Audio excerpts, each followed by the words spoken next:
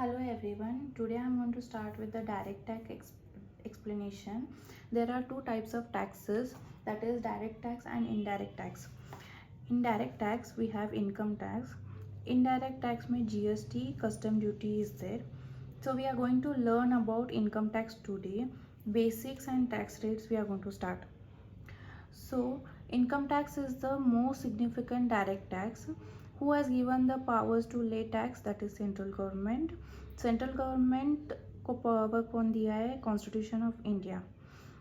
Entry number 82 of the Union list first it is in the 7th schedule of Article 246. Constitution of India has given the powers to the government to make laws on taxes on income other than agriculture income. So whether in central government can take income tax on agriculture income, the answer is no.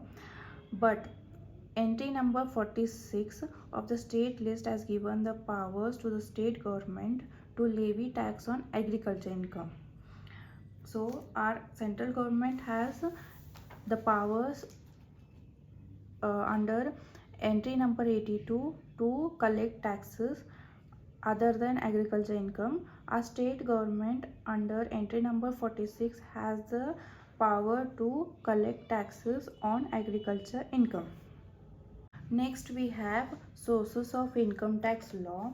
So to understand the income tax law we need to know about Income Tax Act, Income Tax Rules, Finance Act, Circular Notification from CBDT, Supreme Court and High Court decision. Okay, first we will start with Income Tax Act 1961. In this act everything is given, like किसको tax लेना चाहिए, कब लेना चाहिए, किसके लिए लेना चाहिए, and कब टैक्स देना चाहिए, assessment कब होना चाहिए. Everything is given in this act. Everything is mentioned in this act. So Income Tax Act is the main source of income tax law. It provides determination of income tax, in tax liability, procedure of assessment, etc. To support the Act 1961, there are made some rules. Okay, those are called Income Tax Rules 1962. Rules क्या होता है? To support the Act, rules are made. Like in this Act, it is said that requisite कब लेना है, taxable कब है, valuation कैसे करना है, that is given in the rules. So, Income Tax Act empowered Central Board of Director, that is CBDT, to make rules.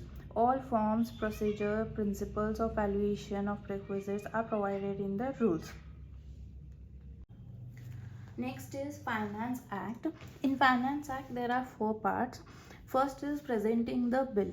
Every year Finance Minister Nirmala Sitharaman, who presents the finance bill in the Parliament, which contains various amendments proposed to made in the direct tax and indirect tax. This year finance bill is 2023 and it was presented on 1st Feb 2023 in the Parliament and it was sent to the President to sign. When the bill is passed by both the houses of the Parliament and then receives the assent of the President, it becomes the Act. So this time Finance Bill 2023 becomes Finance Act 2023 on 31st March 2023. This was last year's and this year 2023.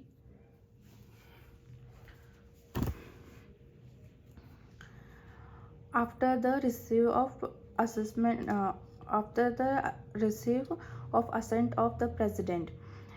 Next is amendments. The amendments proposed therein and there then incorporated in the Income Tax Act.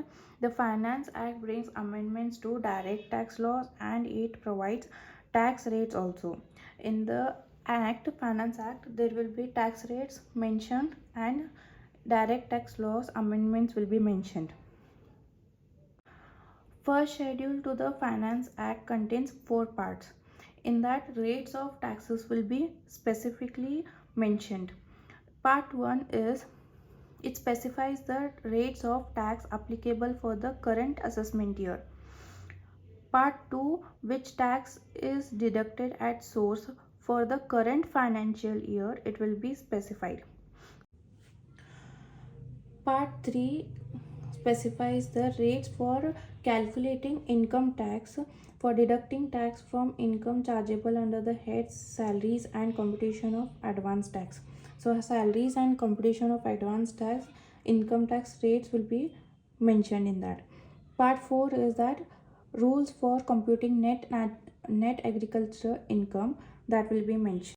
Next is circulars and notifications from CBDT. Circulars are issued by the CBDT to clarify the meaning and scope of certain provisions contained in the Act. Notifications are issued by the central government. CBDT gives effect to the provisions of the Act. So circulars जो है वो assessing officer को है, not for the assessee and the courts. But notifications जो है it is for the assessing officer as well as assessee. Next is Supreme Court and High Court decision. Various issues are arised out of which provisions of the Act are decided by the High Court and the Supreme Court. This all together becomes income tax law. So we are going to study income tax law. This all put together becomes income tax law. So we are going to study income tax law. Act में circulars है, rules है, decisions है, सब मिलकर law होता है.